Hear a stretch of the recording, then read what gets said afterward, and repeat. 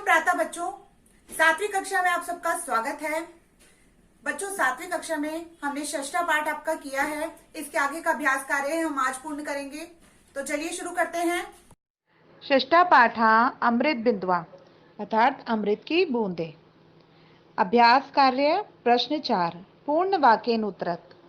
पहला प्रश्न देखिए, त्रीणि रत्नानि कानि सन्ति। 3 रत्न कौन से हैं?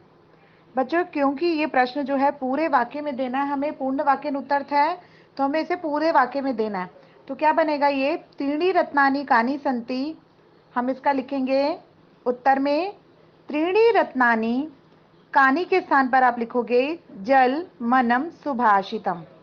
कानी शब्द को छोड़ करके इसी के बीच में इसके स्थान पर आप लिखोगे जल मनम सुभाषितम और पीछे लिखोगे आप संति।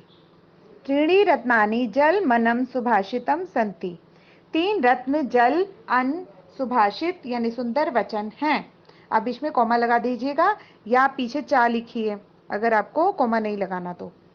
आइए अगले प्रश्न पर। वयम ज्योति ही किमर्थम नमामः। हम सब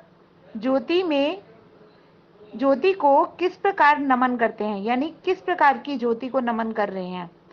तो आपने किमर्थम शब्द को देखा, ये प्रश्न बता रहे हैं, आपने इसको रेखांकित करना है अर्थात इस शब्द के स्थान पर आप उत्तर लिखेंगे। इसके स्थान पर आएगा वयम ज्योति ही शत्रु बुद्धि विनाशाय नमामः। हम सब ज्योति शत्रु की बुद्धि के विनाश के लिए ज्योति को नमन करते हैं कि शत्रु की बुद्धि का विनाश हो, इसलिए हम दीपक की ज्योति को नमन करते हैं। आपने ये श्लोक पढ़ा है ना पीछे, जब मैंने आपको बताया था कि संध्या के समय जब हमें संध्या आरती करनी होती है तो दीप प्रज्वलित करते हैं। उस समय दीप को प्रज्वलित करते हुए जो ज्योति निकलती है उसको नमन करते हुए हम इस श्लोक का उच्चारण करते हैं। और ये किस प्रकार की ज्योति है, जो शत्रु की बुद्धि का विनाश करती है। आइए अगले प्रश्न पर कि कदाचन तुल्य ना भवताः।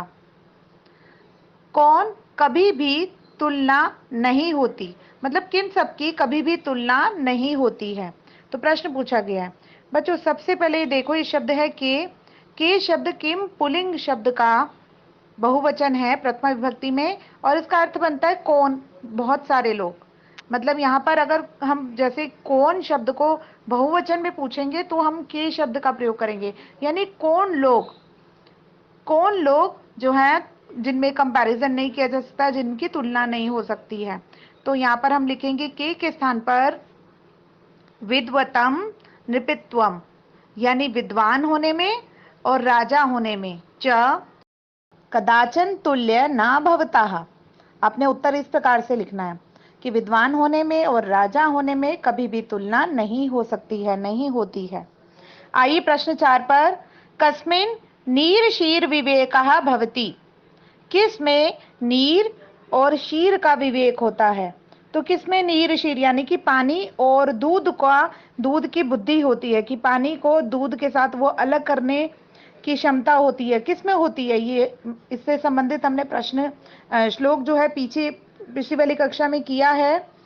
तो किसमें पानी और दूध की बुद्धि की क्षमता होती है।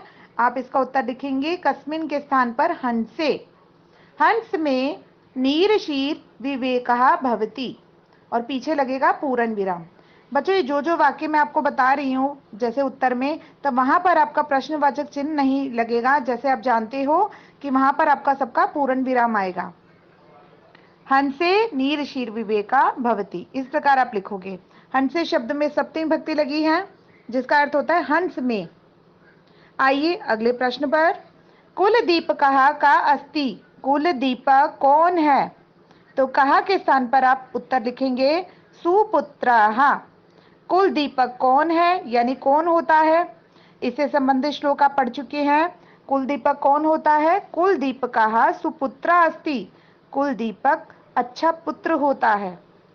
कुल का नाम वही रोशन करता है जो सुपुत्र है। ये जैसा आपको मैंने पढ़ाया पिछली कक्षा में कि जो अच्छा पुत्र है यानी जो आदर सत्कार करता है बड़ों का और सभी की आज्ञा का पालन करता है, ऐसा पुत्र ही कुल का नाम रोशन करता है। तो सुपुत्र ही कुल का दीपक होता है। आइए अगले प्रश्न पर। चंदनात अपि कः शीतलतरा, चंदन से भी कौन अधिक शीतल है। बच्चों यहाँ आया एक शब्द शीतल तरह। शीतल तरह का मतलब होता है, तरह शब्द जो है वो किसी दो के बीच में जो है तुलना को बताता है। तरह शब्द का अर्थ होता है किसी दो की तुलना करना। तो चंदन से भी कौन शीतल अधिक है, इन दोनों में तुलना कीजिए तो बताओ कौन अधिक शीतल है। तब आप कह के स्थान पर लिखेंगे चंद्राहा। तो चंदन से भी अधिक चंद्राहा शीतल तराहा, पीछे पूर्ण विराम। इस प्रकार अपने प्रश्नों के उत्तर देने हैं। इसके बाद हम करेंगे अगला प्रश्न, प्रश्न नंबर 5, जो कि पर्यायवाची शब्दों का प्रश्न है। जैसा कि आप सब जानते हो, पर्यायवाची शब्द होते हैं जो आपके समानार्थक शब्द हों। तो संस्कृत में भी समानार्थक शब्दों को भी पर्यायवाची शब्द कहा जाता है। देखिए प्रश्न 5 में दिया हुआ है, श्लोकेभ्यः पर्यायवाची पदानि चित्वा लिखत।